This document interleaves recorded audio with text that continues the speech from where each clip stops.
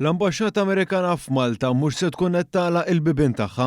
Dan ġie konfermat permezz ta' kitba fuq il-profil tal-istess ambaxxata fuq il-midja soċjali li appellat biex ma jitwemmnux l-allegazzjonijiet li bdew iduru. L-ambaxxata qalet ukoll li se tkompli taħdem b'mod normali u bi kburija se tibqa' tirrappreżenta lill-poplu Amerikan f'pajjiżna. Din l-istqarrija ħarġet wara li sezzjonijiet diversi, inkluż il-Partit Nazzjonalista, ħarġu u mbuttaw allegazzjonijiet li l-Gvern Amerikan qiegħed jikkunsidra li jagħlaq l-ambaxxata f'pajjiżna fost miżuri intiżi biex inaqsu l-ispejjeż tal-istess gvern.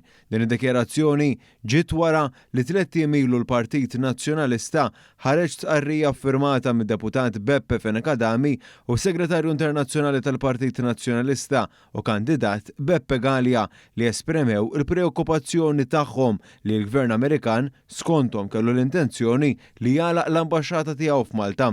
Dan fil-waqt li tennew kif dak li kienu qegħdin jispekulaw kien se jkun pass kbir lura fir-relazzjonijiet ta' bejn iż-żewġ pajjiżi u huma saħansitra żidu jgħidu li l-għeluq tal-ambaxxata se jkun qed ifisser espressjoni ta' sfiduċja fil-Gvern Malti mill-Gvern Amerikan, xi ħaġa li llum ġiet imkitba u mhux se tkun qed timmaterjalizza. Sa dan it-tant fi stqarrija l-Partit Laburista innota b'sodisfazzjoni dikjarazzjoni tal-Ambaxxata Amerikana, dikjarazzjoni li fi kliem il-Partit Laburista turi l-laqal tal-Gvern Laburista li ma waqax għandna s-satellajt u li minflok irrikorra għall-allarmiżmu fil-mezzi tal-medja bħalma għamel ħadd ieħor kompla jsegwi l-politika internazzjonali b'saħħitha ta' pajjiżna bbażata fuq id-dialogu, ir-rispett u d-diplomazija taħt it-tmexxija ta' Deputat Prim Ministru Ian Burch.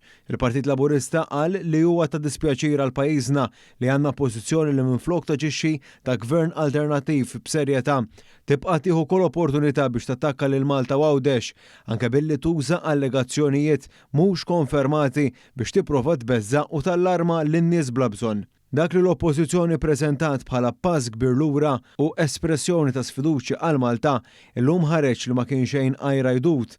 Il-Partit Nazzjonalista għandu bżonn jitgħallem x'jiġrilu min jobżoq fl-arja. Temmet tgħid l-istqarrija.